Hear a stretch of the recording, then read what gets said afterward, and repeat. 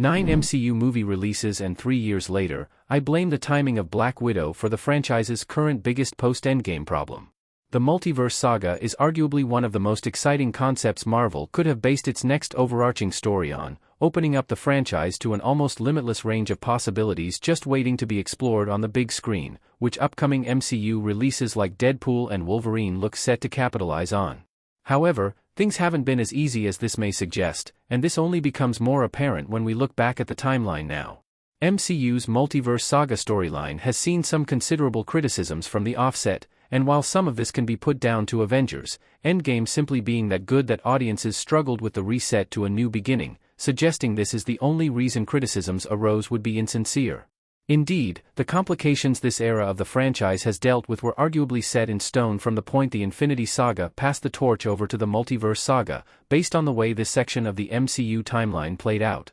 Black Widow began the MCU's post-Endgame focus issue. Black Widow was a movie I'd been hoping for ever since the MCU's Natasha Romanoff first appeared, being aware of her haunting but compelling comic backstory and its significance in her arc. However, its appearance in 2021 was inherently jarring, leading me and many others to question how the story could work after her death in 2019's Avengers: Endgame. The plot did work as a retrospective testament to the legacy of Scarlett Johansson's MCU hero, but not without casting off the main timeline of the franchise almost entirely, in a move that left the new saga feeling adrift. While Black Widow did serve to set up Florence Pugh's exciting future with the hero mantle, the character has held a background role since then, set to appear focally next 4 years later in Phase 5's Thunderbolt star. As such, the Multiverse Saga's movie lineup began in a confusing fashion that would only be exacerbated by other releases and their own varied focuses, avoiding the chance to provide audiences a concrete early foothold that could be built upon while covering all new untrod territory in terms of Marvel adaptations.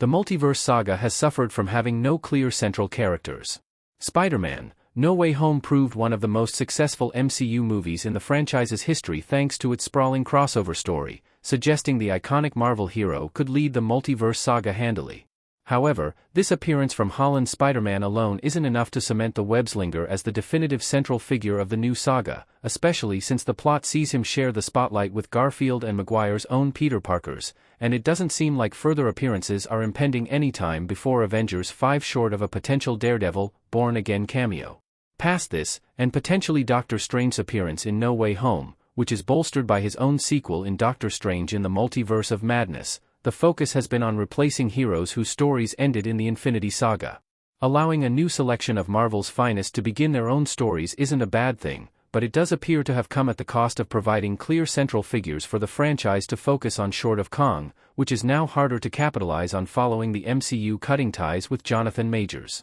Having the Multiverse Saga carry out its own full trilogies immediately would be outright ludicrous, and the MCU is in many ways suffering from its own success, as following up on a never-before-seen level of success for an expanded superhero franchise is almost impossible territory to navigate smoothly. That said, it's clear the highlights for fans has always been giving core heroes their focus in the billion-dollar spotlight, and ensuring the Multiverse Saga does this seems a natural cure to many of the MCU's current ailments.